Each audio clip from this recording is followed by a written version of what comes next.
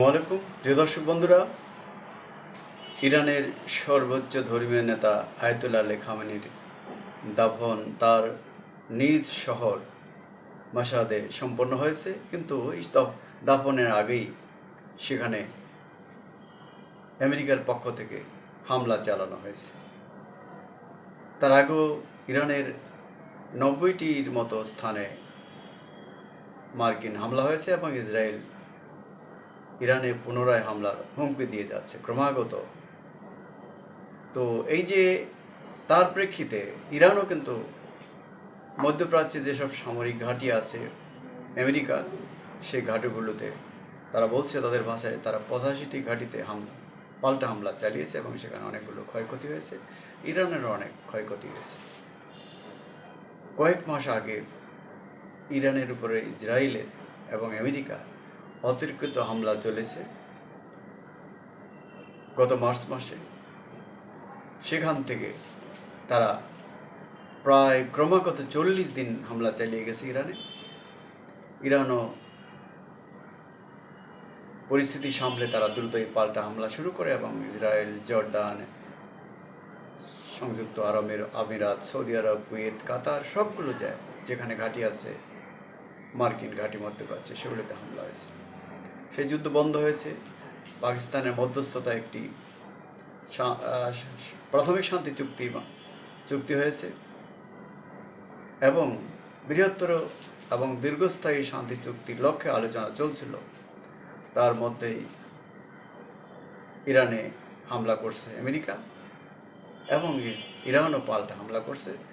ফলে মধ্যপ্রাচ্যের হরমুজ প্রণালী, যেটা তেল গ্যাস সরবরাহের গুরুত্বপূর্ণ একটি নৌপথ, সেটা কিছুদিন খুললেও আবার সেখানে নৌ চলাচল বাধাগ্রস্ত হচ্ছে। তেল গ্যাসের দাম কিছুটা কমলেও আবার বৃদ্ধি পাচ্ছে। বিশ্বের অর্থনৈতিক পরিস্থিতি এই পাল্টা হামলার কারণে আবারও টালমাটাল হয়ে উঠছে এবং মধ্যপ্রাচ্যে শান্তি প্রতিষ্ঠার যে সম্ভাবনা দেখা দিয়েছিল সেটাও প্রায় নাকচ হয়ে যাচ্ছে। ইরান কিন্তু হরমুজ প্রণালীর নিয়ন্ত্রণ কোনো অবস্থায় তারা ছাড়তে রাজি নয়, কারণ এটা ইরানের একটি হৃৎপিণ্ড বলা যায়। তারা আমেরিকা এবং বিশ্বের বিভিন্ন যে শক্তিগুলো আছে তাদের নিয়ন্ত্রণের একটা অন্যতম হাতিয়ার ইরানের। ফলে ইরান একটা সুবিধাজনক জায়গায় আছে এবং এই যুদ্ধে ইসরায়েল আমেরিকার যৌথ হামলা ইরানের যে ক্ষয়ক্ষতি তারা করেছে, অনেক মানুষ মেরেছে, খামেনিও নিহত হয়েছেন, জেনারেলরা নিহত হয়েছেন, বিজ্ঞানীরা নিহত হয়েছেন, সাধারণ মানুষ মারা গেছেন।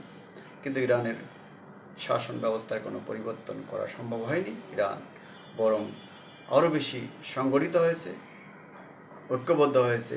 ইরানের ঐতিহ্য এবং তাদের যে স্বাধীনচেতা মনোভাব, তারা যে স্বাধীনচেতা জাতি, সেটা তারা আবারও প্রমাণ দিয়েছে এবং বিশ্বের বাইরে থেকে শক্তিগুলো এখানে এসে তেল গ্যাসের উপর নিয়ন্ত্রণ নেয়ার, এই এলাকার নিয়ন্ত্রণ করার যে চেষ্টা, গণতন্ত্রের নামে, মানবাধিকারের নামে, বরং তারা সেখানে গণতন্ত্র ধ্বংস এবং মানবাধিকার ভুলণ্ডিত করেছে আমেরিকা এবং ইসরায়েল। তাদের দ্বারাই বিশ্বের বিভিন্ন জায়গায় মানুষ হত্যা হয়েছে বেশি, গণতন্ত্র ভুলণ্ঠিত হয়েছে, মানবাধিকার ভুলণ্ঠিত হয়েছে। ফলে তাদের গালপাড়া বুলি আর মধ্যপ্রাচ্যের মানুষ, গোটা বিশ্বের মানুষ বিশ্বাস করে না। মধ্যপ্রাচ্যে আমেরিকা এবং ইসরায়েল চরম মার খেয়েছে ইরানের কাছে। অনেকেই মনে করেন যেসব মুসলিম রাষ্ট্র সেখানে আছে, সৌদি আরবের নেতৃত্বে, তারা কিন্তু সেখানে ঘুরে দাঁড়াতে পারে, নিজের পায়ে দাঁড়াতে পারে, স্বাধীনতা সার্বভৌমত্বের প্রশ্নে তারা কিন্তু অপসীন হয়ে পশ্চিমা শাসক শোষক গোষ্ঠীর নিয়ন্ত্রণ এবং তরিতবাহী বহন না করে তারা মাথা উঁচু করে দাঁড়াতে পারে। কিন্তু তাদের সবচেয়ে বড় দুর্বলতা হলো তাদের দেশে গণতন্ত্র নেই, তারা সে দেশের মানুষের গণভোটে নির্বাচিত না, তারা আসলে রাজা বাদশাহ, তারা দেশটাকে শাসন করছে, শোষণ করছে, ভোগবিলাসে ব্যস্ত। মক্কা মদিনার কাস্টোডিয়ান হয়, তারা ইসলামের কাস্টোডিয়ান হতে পারছে না, মুসলমানদের কাস্টোডিয়ান হতে পারছে না। তারা আপোষ করছে পদে পদে এবং আমেরিকা ইসরায়েল দাবিদারি করছে। এটা মানুষ, মুসলমান, বিশেষত বিশ্বের মুসলিম শক্তি ভালোভাবে নিচ্ছে না। যদিও ইরানেও সমস্যা আছে, সেখানে মানুষের ইসলামী চেতনার বাইরের মানুষের কোনো অধিকার সেখানে নাই বললেই চলে, স্বাধীনতা নাই বললেই চলে। তারপরেও সেখানে কিছুটা গণতন্ত্র আছে। বরং সবচেয়ে বেশি বড় যেটা, ইসরায়েল এবং আমেরিকার যে খবরদারি, দৌরাত্ম্য, তারা কিন্তু মানছে না। ফলে আমরা এই পর্যন্ত ইরানকে সমর্থন করি যে আমেরিকা বিশ্বের যেখানে ভিয়েতনাম, কোরিয়া, আফগানিস্তান, ইত্যাদি জায়গায় মার খেয়ে এসেছে, ইরাক দখল করে রাখতে পারেনি, লিবিয়ারও তারা এখন সুবিধা করতে পারছে। ফলে এই আমেরিকার তাবেদারি থেকে বিশ্ব বেরিয়ে আসতে চাইছে। চীন এবং রাশিয়াও বিরোধী শক্তিগুলিকে কিছুটা সমর্থন দিচ্ছে, তাদের আরও সমর্থন প্রয়োজন। তবে এইসব রাষ্ট্রগুলিতে গণতন্ত্র থাকা আবশ্যক, মানুষের অধিকার থাকা আবশ্যক, মানবাধিকার থাকা আবশ্যক। বন্ধুরা, আমরা চাই মধ্যপ্রাচ্যে আমেরিকা এবং ইসরায়েলের কর্তৃত্ব, মুসলমানদের উপর তাদের যে নির্যাতন সেটা বন্ধ হোক, ফিলিস্তিনিরা স্বাধীনতা লাভ করুক, তাদের অধিকার প্রতিষ্ঠিত হোক, লেবাননে ইসরায়েল হামলা বন্ধ হোক এবং গোটা মধ্যপ্রাচ্য মাথা উঁচু করে দাঁড়াক, নিজেদের পায়ে দাঁড়াক, এবং ইরান যেন তাদের শক্তি নিয়ে ঘুরে দাঁড়াতে পারে, জনগণের পাশে দাঁড়াতে পারে, সেই আমরা কামনা করি। এবং আমরা যুদ্ধ বন্ধ চাই, শান্তি চাই। আমাদের তেল গ্যাসের সংকট চলছে, সারা বিশ্বে এটা চলছে, এটা কমে আসা উচিত। আমেরিকার এবং ইসরায়েলের উচিত সেখানে একটি স্বাধীন ফিলিস্তিন রাষ্ট্র প্রতিষ্ঠার মাধ্যমে মধ্যপ্রাচ্যের স্থায়ী সমাধান, শান্তিতে পৌঁছা।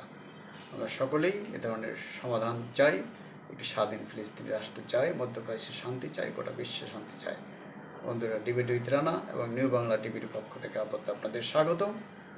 আমরা সবাই শান্তি চাই, ভালো চাই সকলের। সালাম আলাইকুম।